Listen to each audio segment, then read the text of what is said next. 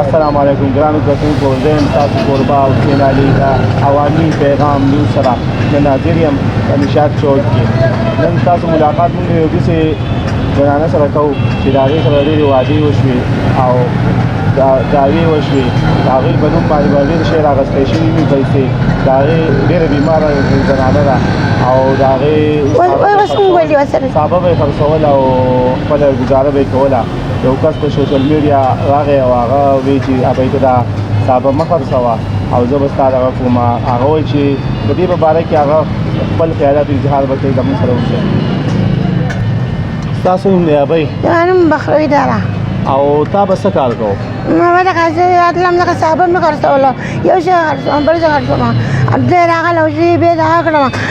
زه به د مرګه پورې ویلله پیسې درکړم د 2 میاشتې لاله پیسې راکړې نو نه کټ کړې او اوس څنګه صحابه خرڅوه زما د جوړون مرض دی اوس په دې زرګر دوکان ته رالم ګولې لاله غول اوس په دې ساعت راغلسې او د ګرځېدو نه وتې ما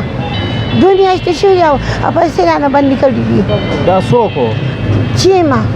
چیم اصغر سره کسراغه او را بندې کړې او څو روپۍ به تعالی ورکولې 15000 روپۍ میاشتې به رالیږله او به مینه ته او څو میاشتې وشوې چې دا پیسې دغه شوي دا 315 میاشتې وشوې ها دغه زیاتې شوې څو روپۍ به تعالی رالیږلې 15000 روپۍ میاشت 15000 روپۍ میاشت رالیږلې دا به سر ډېر په لکونې راایستلې دي او دا ته اوس واپس بیا راغلی صاحب واپس بیا راغلی مجبوره شوم بیا ووتم اوس بیا صاحب خرڅوم او ستا بچي مچي بچي هغه پیسې نه اخلي او وهي مې ټکوي مې بچي شتي په کور کې سره یو ځای یو په څنګوټه کې یو په دنګرام کې یو په سره په کور کې هغه نه پیسې اخلي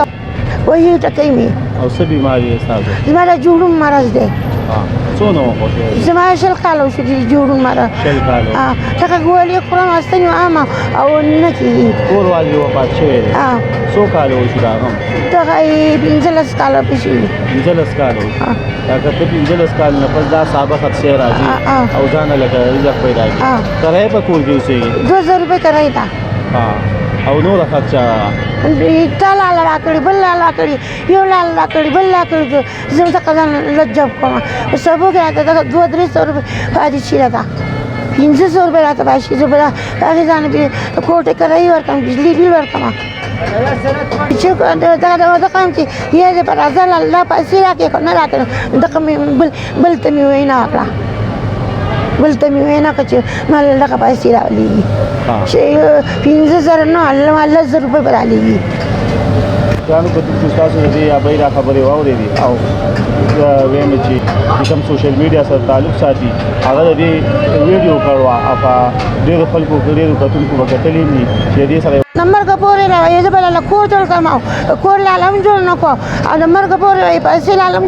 هم رانه لګېدلې بس یې کړې تا نه بندې کړې دا وایي چې ما سره یې وعده کړو چې د مرګ پورې به زه لا 5,000 روپۍ رالېږم خو له اوسه پورې دا وایي چې 2 میاشتې رالېږلي دي او بیا یې نه دي رالېږلي نو که چی ما که دا ګوري نو دې سره چې کومه واده کړې وه په اسلام کې د واده ډېر غټ په عادات په اسکاري ده او واده چې کوم سره کړی دي لکه هغه مسلمان نه شي کېدی هغه دې خپله واده پوره کړي او دا 2 میاشتې رالېږي دا کومې میاشتې چې شپږ 7 میاشتې دا وایي چې نه یې رالېږي بیا پیسې دې ولم ورکړي او د دې د دعاګانې دې والي نو د دې هغه وایي چې زه به خیرې کوم نو لکه